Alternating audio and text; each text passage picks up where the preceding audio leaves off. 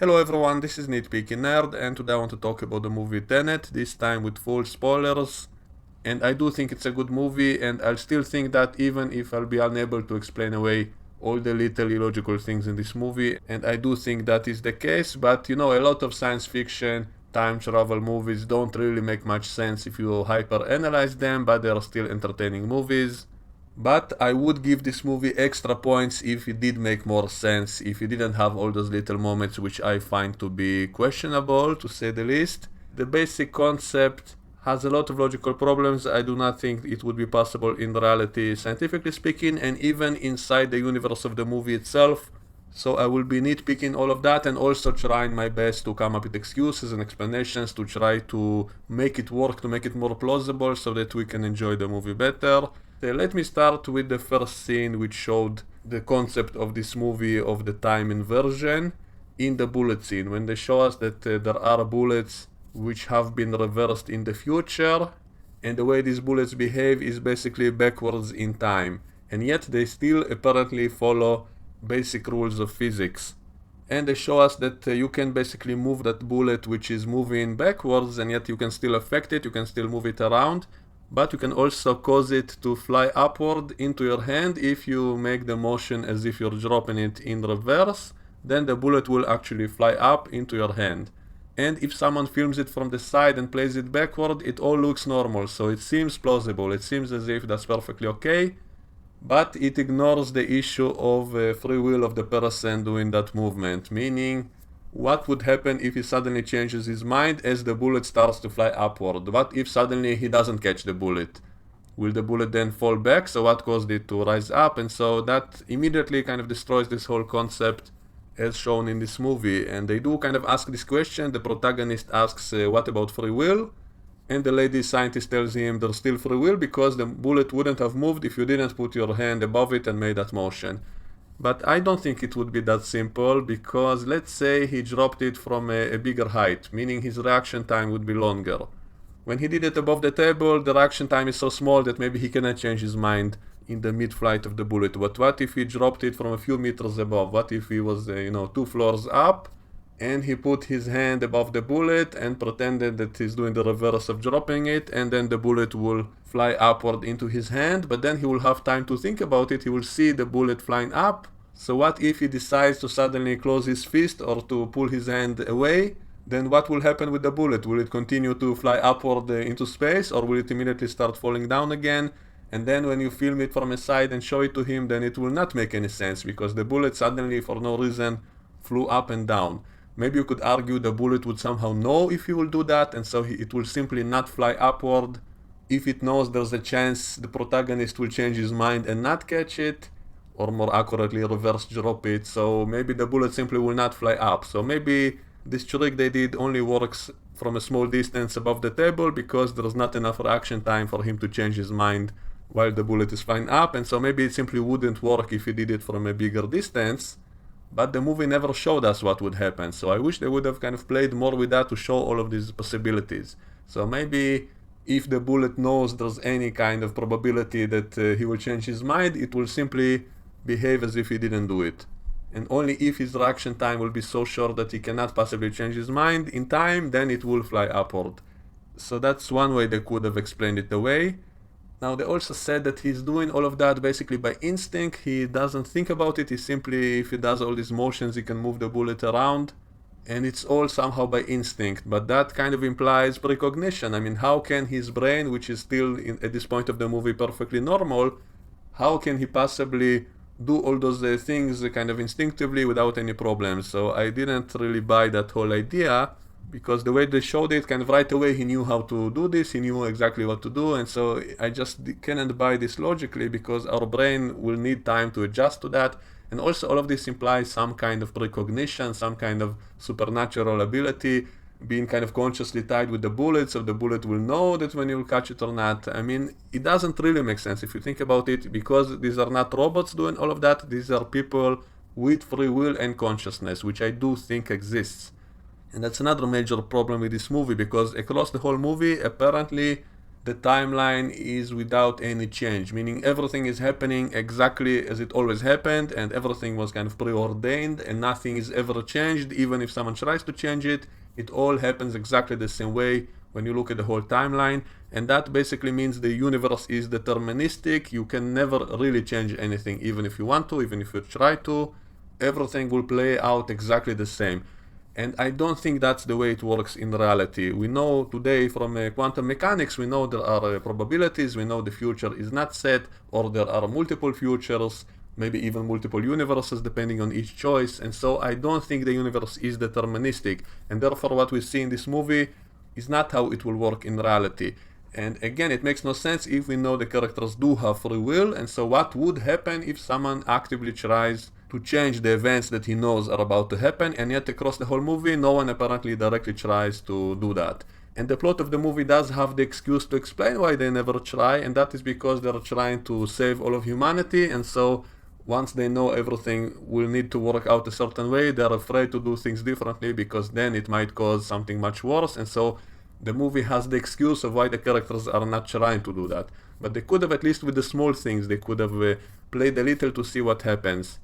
And for example, in the bullet scene, what would happen if he went up on a ladder and tried to reverse drop the bullet from a bigger distance, and then as the bullet flies up, he suddenly pulls his hand back, and then what would happen? So I would want to see what would happen. Maybe the bullet simply will not fly up, knowing that he might change his mind. But we never see such a thing in the whole movie. I would want to know what would happen if he tries to do that. Now, all of this concept works by the basis that there's some kind of futuristic technology which achieved that, so maybe there are technobabble excuses for how it works like that. So I am willing to accept that, and even if you tell me this is just magic, just accept this is the magic inside the movie, I can also accept that, but the movie has to be consistent with its rules, meaning if it's set up the way everything works in a certain way, then it should keep working like that always. And yet there are seemingly a few contradictions inside the movie itself on how these things work. So for example, with these reverse bullets, we can see that people are able to move them around. Normally as well, you can push them around and they will move. And so if we know the bullet is moving backward in time, then cannot you carve something on the bullet, some kind of message, maybe write a few numbers on the bullet, and then shouldn't those numbers appear in the past? So wouldn't you see those numbers before you did that? So how come no one tried to do that across the movie? Why not write a message to yourself on something that you know is moving backward? So why not take this bullet, take something sharp, and write today's winning lottery numbers on the bullet? Then won't these numbers appear on the bullet the day before, and then he can win a ton of money? So isn't that an easy way to send messages to the past? And then he can write those numbers again the next day, and that will explain how they got on the bullet. And so technically it's not a violation of what they showed us, how it works, and yet he can still get the information he wants. And this way you'll be able to write any message you want to yourself in the past. And yet no one does that in the whole movie. So what would happen if it tries to do that? Now maybe the bullet simply won't let anything be carved into it backwards, meaning it will be like an indestructible material. You simply will not be able to write anything on it. Just like I presume you wouldn't be able to fire it again with the gun, meaning it was already fired before. When he got that bullet from that wall, it already got fired, and so if he now takes that bullet into another gun and tries to fire it again, I presume it simply would not let him do that. It will be like an indestructible material. Otherwise it wouldn't make sense that it got fired from both ends of its timeline. And yet no one tries to do that, and that's what kind of bugged me. I wish they would have tried to do these more challenging ideas and show us what would happen if, and yet they never showed us what would happen. And so that annoys me a little bit about this movie, because I don't think they set all the rules clear enough. What would happen if someone tries to change the timeline of the bullet? We just are meant to presume no one ever tries to do any of these things, and that's why it's okay. But what if, like, if I was there, I would try to do that, to see what would happen. And yet no one tries, and so it makes no sense to me. The movie should have made it clear what would happen if someone tries to do that. And the only way to make it work logically would be to show a kind of magic, that the bullet is indestructible, you cannot carve anything into it, you cannot fire it because it already got fired in the different part of its timeline, and so you wouldn't be able to do it anywhere else. And so if they showed us what would happen, even if it's something crazy like that, I'd be fine with that, because it's all basically the magic of the rules inside this movie, or this techno bubble from the future, that all kinds of forces are making it all work like that, and I'd be fine with that. if they say some advanced technology is at play that we simply cannot understand, and this is how it works, and they set up this list of rules, and then follow those rules across the movie, then I'd be fine with that. But the movie never really explains what would happen if he tries to do something strange. And later in the movie, when we see whole people getting reversed and basically moving backward in time, this creates a ton of questions. For example, we see him walking outside and he's going to step into a puddle, and then the puddle starts reacting as if he already stepped in it. Well, again, that's the same question that I would ask: what would happen if he changes his mind now? If he is about to step in there, he sees the effect of it, but then he decides not to step, then what would happen? So is he able to affect his environment just with his thoughts without actually doing anything? So just by thinking about picking up the bullet or stepping into a puddle, it already creates some kind of effect, even if he physically didn't do it all the way through. And so what would happen if he tries to do that? And yet the movie never shows us that. If it showed us that he is able to do that just with his thoughts, and that basically probability is at play, and that he's able to affect his close environment in that kind of magical way because of this field around him or whatever of reverse time around him, then I'd be fine with that, but they never explored it properly. And the only clue we have of something like that is in that scene in which someone tries to burn him alive inside the car. Someone pours gasoline and lights him up, but then he freezes instead, because for him everything is backwards, so that fire causes him to freeze. And it shows us that even the car around him is freezing, even though the car itself, if I'm not mistaken, was not reversed in that scene. He was simply driving it backwards. Only he himself and his clothes and everything on him was reversed, but the car was not. And yet in that scene when the car was set on fire, also by a reversed person, that's I guess how he was able to do that. And I guess that was the gasoline which he poured, which was not from the car itself, otherwise we wouldn't see the fire lighting it. And we saw that everything around him inside the car starts freezing, not just himself. And so I presume whenever you reverse an object or a person, it not only affects the person itself, but also his close environment, meaning he has some kind of field around him, and everything in that field around him starts to get affected. Maybe the closer you get to him, the more reversed you are. And even his body itself apparently is not fully reversed, because we see things affecting his body before it actually happened to his body. Meaning someone is about to stab him a few minutes from now, and he already starts bleeding now before it happened from his own point of view. And so if his body and mind are at the same movement of the timeline, and simply reversed from the environment, then it shouldn't really happen that way. How can his wound start forming on his body before he experienced the wound from his own point of view? That's something that really confused me in the movie. Because we see a wound start forming, he starts bleeding, and then he gets the wound. So how did that happen unless his body is not really completely reversed? It still can feel the effects of something that is going to happen next. And this might be a way to explain away all the mistakes and contradictions by saying that this technology which reverses the objects or people backward in time doesn't really do it fully. They still have some kind of link to what will happen to that same material or same body on the other side of the timeline. So these are the things that don't really make sense unless we invent some kind of convoluted excuse to explain it. And also, in that scene of him just walking outside in the open air, he does have a mask. At least they did that in the movie. I was glad to see that. But there are so many other factors which they didn't address. For example, gravity itself should be so strange for such a person that he really shouldn't even be able to walk the first time he walks out. He will need a much longer adjustment period to even be able to learn how to walk and run in reverse, basically. So it shouldn't be as easy as was shown. I do think because gravity itself is constant, then you should be able to walk, meaning you wouldn't just fly upward, you wouldn't lose gravity, it wouldn't be reverse gravity for you, because then you would fly upward into space, and then it wouldn't make sense how you got there. And so this is why I'm okay with the idea of walking in reverse time. But what about temperature, for example? They did show that gasoline fire actually freezes him, but shouldn't that happen even just walking in the normal air? Because most of our heat, even though we do have our own heat, but we also get heat from the environment. We get heat from the air itself. But if you're walking in reverse time and the heat is moving the opposite for you, then shouldn't it seem to be freezing? Like if he walks out and everything is in reverse, shouldn't he immediately start freezing from the air around him? Because instead of heating him up as would normally happen in normal time, it will instead be cooling him down. And yet that problem was never addressed in the movie. Now, if they wore special suits from the beginning, complete cover of the body with a special suit which will maintain his body heat, then I'd be okay with that, but they didn't really do that either. And also, what about light itself? Isn't light moving in the reverse? And so how is he even able to see anything?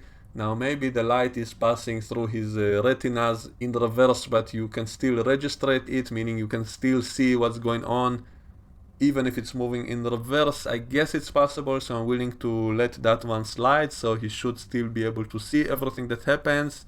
But he can also hear everything normally. He does hear it in reverse, but he is able to hear what's going on, and that's a little bit problematic as well, because it means the sound waves are coming out of his eardrums and going backward toward the object, and yet at the same time he's able to influence things in the environment and presumably to change them. And the most confusing moment maybe in the whole movie is in that part when he's being lit on fire in that car, after the car flipped over because of that other guy also going in reverse. But I think that car was not reversed. The car itself was not reversed, and he found it in that parking lot. And so if you look back at the timeline, that means the car started, flipped over and burning, then it stopped burning, it flipped back normally, and then it was driven in reverse until it got to that place where he got it. So all of that doesn't make sense if you look at the timeline of that car, unless the car itself was reversed, but I don't think it was, but maybe I'm incorrect about that, so let me know if you think I'm wrong. But it seemed as if the car wasn't reversed, and yet when it was moving backward, it flipped, and then someone lit it on fire, and that guy survived only because he's reversed to the fire, and that's why it only froze him, it didn't burn him. But what happened kind of next or before for that car? Like, where did that car become unflipped again? So it doesn't really make sense. That part of the movie really kind of lost me. And even all kinds of moments later on, especially in that final battle when we see two armies moving from opposing timelines and we see people shooting, blowing up buildings. And in one moment we see a guy getting trapped in a wall which got reversed, blown up, meaning the wall came back into normal after an explosion moved the other way, and there was a reversed guy near that place, and apparently he got stuck into that wall. Well, does that mean that his skeleton should exist back when they built that building, meaning when they were pouring the concrete? Did no one notice there is a skeleton of some guy from the future inside there, and so no one seemed to notice there's someone's body inside that wall in the past when they first constructed it, and so that's why it doesn't really make sense. So I think we can maybe invent an excuse to say that any inverted object or person is also creating kind of like a field around it, which also affects the close environment. And we do have some visual clues of that, like in the car explosion scene when we see that everything inside the car starts freezing, not just the inverted person. We also see that every time someone shoots an inverted bullet, we see the place that it hit fix itself perfectly, meaning all the pieces fly back into place, and the wall or the glass becomes totally normal as if it was shot in reverse, and that indicates that it's not only the bullet itself which is moving in reverse, but also its close proximity. Whatever it hit also becomes inversed. Otherwise, the hole in the wall or in the glass would still remain even when the bullet got pulled back, because why would the glass itself suddenly be reversed unless the bullet made it so? So I hope I'm explaining it properly. So basically any inverse object or person has like a field around him of a certain radius, maybe depending on the mass of the object, and everything in its close proximity also gets inverted, and that can explain why people don't get frozen by walking in normal air, and how they're still able to hear and see things. And also it might be affecting the same material that it touched even at a distance, meaning holes in the glass appeared even before the inverse bullet hit them, and I don't think those holes were there always, meaning for example in that room of the reversal machine in the airport, when he walked into it and he saw the bullet holes in the glass, and then his other self appeared and made those bullets with his inverse gun. But when did those holes in the glass appear from the perspective of normal time? Were they always there? It doesn't really make sense. Did they build the glass with those holes in them? So I don't think that's the case. So I assume those holes appeared the closer you got to the time in which they're supposed to be shot. And so We didn't really see that happening, but that's the only explanation, and I think we saw something like that with the mirror of a car as well. At some point, the mirror hit a car traveling in reverse, and yet it fixed the mirror, so the mirror was already broken. But when did it become broken from the perspective of normal time? We didn't actually see that. So I assume it kind of magically starts to be like that, to become broken the closer they get to the moment in which it got hit, or a reversed hit which repaired it. And the same we saw on his body when he got the wound on his arm. We saw that he started feeling pain and then started bleeding the closer he got to the moment in which he was stabbed in the arm, and then it got fixed immediately. And so this is one of the issues I have with this movie, that it has all these kind of seemingly illogical things, and the only way we can explain them is by saying it's magic, basically. That's how it works with this technology, and that's it. We cannot really explain it. So I can only try to invent an excuse and saying that objects or people who are inverted are not completely inverted. They still retain some kind of continuity with normal time, and so just like his wound appeared magically on his body, even though it didn't yet happen from his perspective, and yet his body somehow knows it's going to happen, and so the wound starts forming until he gets hit in reverse, and then it disappears again. So it doesn't seem to make sense, but with some advanced technobabble we can explain this is how this technology works, that it can basically predict the future and arrange everything. It arranges all the atoms to fit with the events, and so maybe it can work. But it seems to be like a magical thing happening in this movie, and I actually think this movie should have showed it more. It should have established all these rules better, and it will also allow some more surprises, some more twists, and some changing of the timeline. Meaning the way we saw the overall story in the whole movie, time seems to be unchangeable. Everything happens exactly as it was preordained. And yet I think that makes it less interesting, because if this is how it works, then no one should really be worried about anything. You cannot even change anything if you try to. So why even bother to do anything? So why are the characters in this movie even trying to do anything if everything they do is the same as always happened? And so it doesn't really make sense, in my opinion, the whole issue of free will, which I talked in the beginning. And the only way to explain that and to add the stakes back into the story is to show that you can change things, and things can change magically. So basically you can do things differently from before, and then it will have some magical effect, and things will start appearing and disappearing, like in the Back in the Future movies, or like in Looper. It would also have its own problem of seemingly, matter appearing out of nowhere or disappearing, and it would violate a whole bunch of physical laws, but these things happen in this movie anyway. So if they happen anyway, then why not make it even more exciting, even more crazy and more convoluted? And it will add the stakes, and it will not pose an issue with free will, and it will explain all the seemingly logical things that I mentioned. So you can imagine every object or person in reverse has like a field around it, and the closer you get to that object, the more you are affected by its reversal of time, and so it would actually solve a lot of these issues. But I think we have enough visual clues to use that theory ourselves, even if it wasn't spelled out in the movie. And another issue I want to mention is that they mention in some point that if he touches himself in the past, then they might annihilate each other. And that really reminds me of a line in the movie Time Cop, in which they said the same matter cannot occupy the same space, and if you touch yourself in the past, then you will destroy yourself. And we do see that happen with the villain in the end of that movie, when Van Damme kicked him into a younger version of himself, and then they kind of fused together and disappeared, which was kind of a cool visual effect, but it never really made much sense, especially since there were like decades of time between them. So shouldn't all his atoms be completely different by then? I think our bodies replace all of their atoms in a few years. I think 7 years. I heard somewhere that in 7 years your atoms are completely different from the ones you used to have a few years ago. And so if that is the case, then that shouldn't have happened in that movie, if we even accept the basic idea that it will annihilate each other. It actually made more sense in this movie to hear this, because the atoms are actually moving backwards, and that's kind of like almost like antimatter.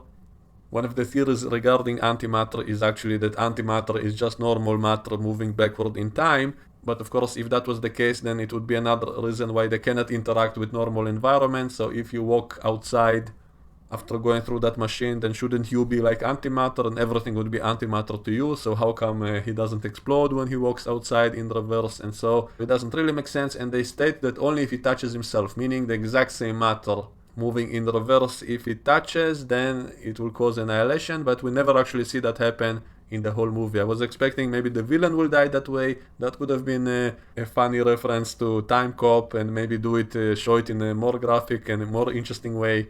And yet it never happened to anyone in the whole movie, and even when he was fighting himself, I guess maybe that line was put in simply to add some more stakes, some more attention to that scene, and that will be worried that he might touch himself. I guess if he wears clothes, then it doesn't happen. Only if he touches in bare skin, then they might get fused together and disappear or something. So I wish we would have seen something like that in the movie.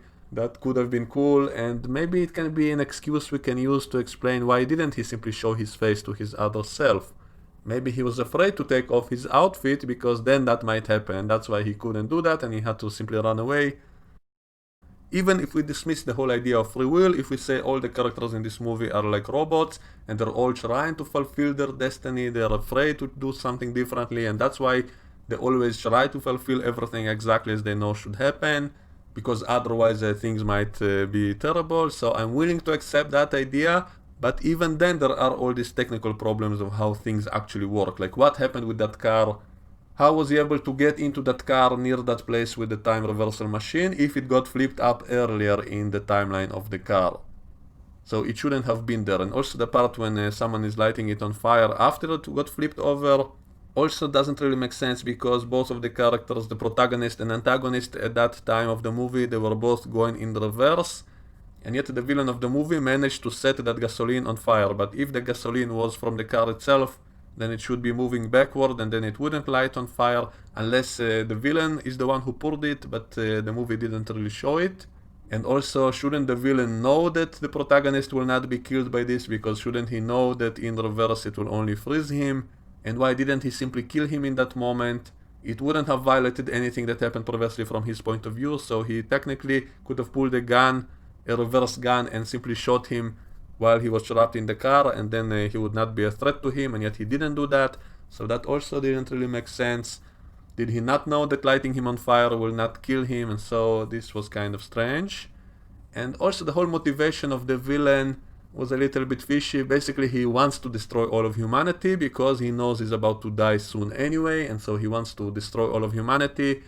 You know, I might be able to buy the idea of a crazy villain who wants to kill everyone for no reason because he's such a madman. That's fine. But what about all his henchmen? I don't think they all also wanted to die, and so why not simply approach one of his henchmen in some other time and explain to them what their boss is planning to do? And then they will turn against him. They will not want to help him because that will mean killing themselves. So how come no one in the whole movie suggests doing that? Why not simply recruit one of his own henchmen against him? Because I doubt all of them would also want to die like him. They are obviously aware with the whole reverse time technology, and yet they probably think their boss only wants to get power or money, and they don't realize he's planning to destroy all of humanity. So if you simply tell them that, they'll be on your side, and yet no one attempts to do that across the whole movie, so why not? And that was also never explained, so the characters seem to be kind of stupid. They could make different choices to make their job easier, and yet they don't. And in some cases it's because they know what happened already, and so they want it to happen the same exact way. And again I ask, aren't they curious to see what would happen if they try to change it? And they are obviously able to change it if they want, and yet they choose not to. And in some parts of the movie that was really annoying, and especially in that scene when he was fighting himself. And obviously when we saw that the second time from the other point of view, the protagonist knew that he's fighting himself. He remembers what happened previously, and I did like the part when he knew exactly what moves to block because he remembers it. But then he plays it out exactly as he remembers in order to get out of there without changing anything. But why not change it in that part? Can't he simply take off his mask and show his other self that it is him, so that he'll stop attacking you, and then he will simply let you go, and you can still continue to do what you wanted to do without having to endure all this physical violence before that. And then in his own memory he would remember that he also let himself go previously. So instead of a fight, he would suddenly remember that the other guy simply removes his mask and show that it was him, and then he let him go. and then they never had that fight. And so why doesn't he try to do that? Instead, he has the fight and he completes it in exactly the same way as happened before, including pretending to shoot next to his head to make those bullet holes in the glass before jumping again into that device, so that everything happened exactly the same way. So why not simply show his face to him and then avoid this whole fight, and you will rewrite history so the fight never happened even previously. Just like he accidentally revealed his face to the other guy and then he let him go, presumably the same would happen if he showed it to himself. And yet he never tries to do that. And so I wonder what would happen if he did. And also it will beg the question what would happen to his memory of the previous event the way it happened before. Maybe he will keep the old memory and then it will be as if he's from a different timeline in which things happen slightly differently. Or maybe he'll have suddenly the new memory, maybe he'll never remember the reality in which they fought, and from his point of view it will be as if you always showed him his face instead of fighting him. Or maybe he'll remember both versions, he'll remember both of those possibilities, both the original timeline in which they fought and the new one which he created once he decided to make the change. And so I think it would be more interesting if all of these options were explored in the movie. Just like, in the movie Looper, they did show that the guy is able to remember multiple different realities of his past self depending on the choices. He sees it all. He sees all the options as a cloud of probability, and the closer it gets, the more probable one of those choices becomes, the more strongly he remembers that reality compared to the previous one. So I thought that was a more interesting way to deal with this whole topic of free will and the choices he can make and all of that. And yet all of that doesn't exist in this movie because it all seems to be in one deterministic, unchangeable timeline. And that does remove the whole idea of free will, and it annoys me no one even tries to do something differently. If at least he tried but something prevented him, even that would be more logical than what we saw, because from what we saw he never even tries. Like, what if he tried to write something on that bullet, a message to himself? Or what if he decides to reverse drop it from a bigger height and then change his mind? Would the bullet simply fly in the air? So if that is possible, then someone can learn to do these kind of things, and then he can move things telekinetically and maybe defeat his enemies that way. He wouldn't physically have to move things, he can simply make them move with his mind basically. So that could be also an interesting element to add to all of this. And yet none of that happens in this movie. It all seems to be kind of dry and everything is deterministic and unchangeable. Another very confusing moment was when the protagonist came back to that airport where he was earlier in the movie, only this time he's inverted and so he sees everything going backward. And there was one moment which really confused me when he was standing next to the engine of that plane and we see it reverse exploding, and somehow the shockwave from that sends him flying away from it and through a wall into that building.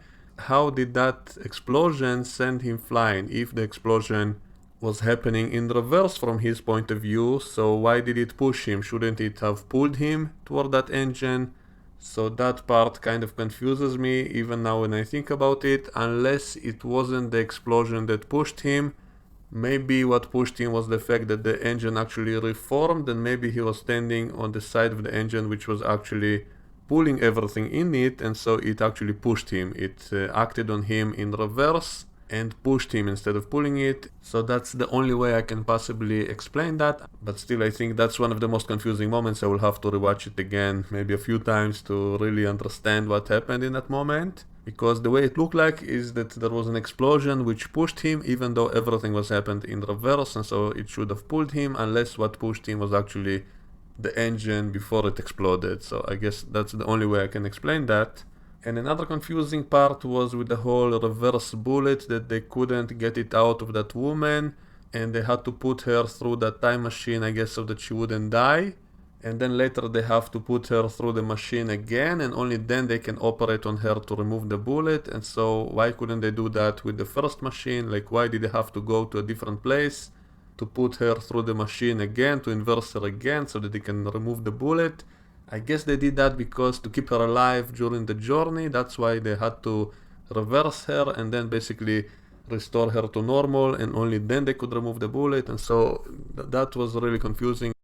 And they said something about radiation from that bullet being reversed, and that's what's killing her and not the bullet itself, something like that. So I will have to rewatch this movie and to probably listen to it more carefully to fully understand it, and only then I can decide if it actually made sense or not. And there's another interesting theory regarding this movie when we see that little kid who has a similar haircut to Neil, and so one of the theories is that maybe it is actually him, and at some point in the future he will get reversed and sent back into the past. And maybe it's something they planted for a possible sequel. That might be a cool idea. The only problem with that is that you will have to spend many years living in reverse. And the whole idea of this movie is very unique, and that's why I love it, because it's something we never saw before. The closest thing to this was actually in an episode of Star Trek TNG called Timescape, in which we saw in a few scenes time moving in reverse, and characters that we follow wore some kind of protective force field around them to protect them from the different time frame, and they continued to move normally, yet things around them were either completely frozen, and at some points time was moving backwards from their perspective, and yet they were still able to interact with the environment. So that's the closest thing that I ever saw to the stuff happening in this movie. And those scenes also never really made much sense, and the only way I could possibly explain them is that because they were wearing those subspace force fields protecting them, maybe those force fields provided everything they need to survive in a different time frame, meaning maybe it gave them artificial gravity, artificial air, temperature, and the ability to see and hear what's going on outside of the field. So basically only with advanced technobabble we can possibly explain that away as being plausible. Otherwise they would also freeze to death if time was frozen around them, or how they were able to see anything or breathe the air and all of that. So the only way to explain that was saying that the devices they were wearing was somehow providing all of that to them. And another interesting point is that in the scene in which we see Data walking normally as everyone walking backwards around him, at one point we even see someone walking backward and almost colliding with Data, and apparently totally oblivious to him being there. So this shows that they were actually invisible to all the people in the different time frame, maybe because they are in a different phase from them, so they were practically invisible to anyone else. And it makes sense, because otherwise, just imagine, it means they would all see Data walking backwards, and so why are they not reacting to him being there? And if they did react, wouldn't that disturb the whole chain of events? So it wouldn't make sense. Like, imagine if Data didn't step back in that moment in which a guy walked backward, almost colliding with him. What if Data didn't avoid the impact? What if he stayed there? That means he would have stopped the person going backwards, and that means how did the person end up being there in the first place? It wouldn't make sense, so that would be an instant paradox. So what, would the universe explode in that moment? How could he possibly stop that guy going backwards if that's where he came from? The chain of events would be completely broken. Basically, it wouldn't make any sense. So obviously he didn't do that, he stepped out of the way, but let's assume for a moment if Data suddenly decided to see what would happen if he doesn't, and he would continue standing in the same way. So would that guy pass through him? Would he simply be out of phase with him, and that's how it wouldn't interrupt him? Because otherwise, if he stops, then how did he get to that spot if he didn't pass through Data? And so that's why it doesn't really make sense, and that's what kind of drives me nuts about this whole idea, because in this movie Tenet, we see those kinds of scenes all the time of people going backwards toward each other, and so what would happen if someone blocks someone's way? And in the car chase, that was one of those moments which still confuses me, because when that car flipped over, I don't understand how it could have got to the place in which he first sat in it earlier from his perspective and later from the perspective of the car itself. So it's basically a paradox. So how can that car be there? And so this is really frustrating. Unless someone did it off screen, we can invent excuses and theories. Maybe Neil did that when he rescued him. He also put the car back into place or something, but we never actually saw that happen. And also the moment when the villain lights the car on fire, if everything is moving in reverse including the car, then how can we see the car burning in that moment? It doesn't really make sense. Unless it's because he waited and so we went further back into the past, and that's why it is possible. So anyway, this sort of scenes I think I will have to rewatch several times in order to understand if they actually make sense or not. And all of this is why I actually love this movie, because it is thought-provoking and it has a lot of rewatchability. Obviously I can't wait to see it again in order to analyze all of these moments, and that's why I love this movie. Even if it turns out some of these things cannot be explained or they don't make sense, I would still enjoy the effort of it. And so I do appreciate this movie, I do like it, but I will love it if it actually turns out to be perfect, meaning everything does make sense. If that is the case, then I would love it and I would say this is a perfect movie and a masterpiece if it all ties together well. So if I missed anything, if you think I was mistaken about something, if you want to correct me, if you want to discuss this, please let me know in the comment section and I would love to discuss all of these issues, all of these points. So let's continue the discussion in the comment section below and I will see you all next time. Bye bye.